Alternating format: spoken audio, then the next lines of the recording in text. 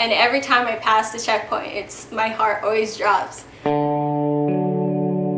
name is Joaida Tornes Cabrera. I'm currently a student at St. Mary's University in San Antonio, and I'm 19 years old. I was born in Mexico, and then we moved to Alabama for a bit. When I was 5 or so, we moved to the Valley. I grew up in Mission. I went to high school in Mission. Well, I've always known that I was different. I don't think I was clear.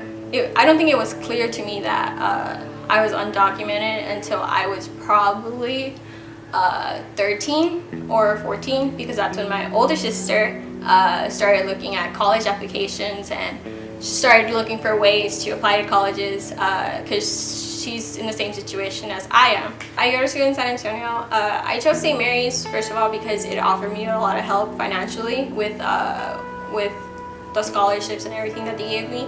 Right now I can travel between San Antonio and the Valley just because I do have my renewal. My renewal did get approved, but if I didn't have that, let's assume I was just in San Antonio if my DACA permit gets taken away, I wouldn't be able to come back to the Valley. Well, I would be able to come back to the Valley, but I wouldn't be able to go back up to San Antonio, where most of my belongings are, because there's a checkpoint. And at the checkpoint, you're required to answer if you're a U.S. citizen. And if you say, no, I am not, well, you have to show proof that you are legally allowed to be in the U.S. And especially if they see someone coming from the Valley that looks really dark complected or is traveling with people who look really Mexican, you can say, they're gonna ask if you're a US citizen or not regardless. I always have my papers and my permits ready just for every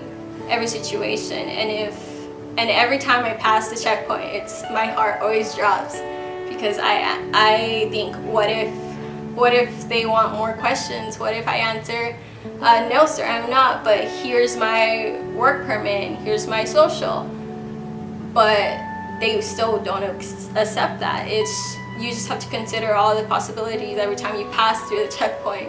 If DACA were to be taken away, I don't think that it will be as easy to finish school.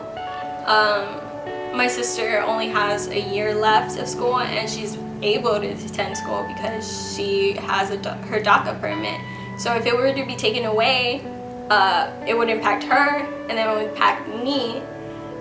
And we're the ones who help out financially in the home. We have plans that aren't spoken. We just kind of know what would happen if DACA were to be taken away. A lot of people do want to get involved, but they just don't know how. It all starts with a question, and if people can just listen and hear us out, we can show them that we don't want to harm anyone in a bad way. We just want to make the Valley and the US a better place for everyone, for ourselves, so we can impact the community in a good way. Others need to stand up for people who don't have voices like me. They need to vote, because a lot of us would like to vote and we can't, but that's just one out of the thousands ways people can help.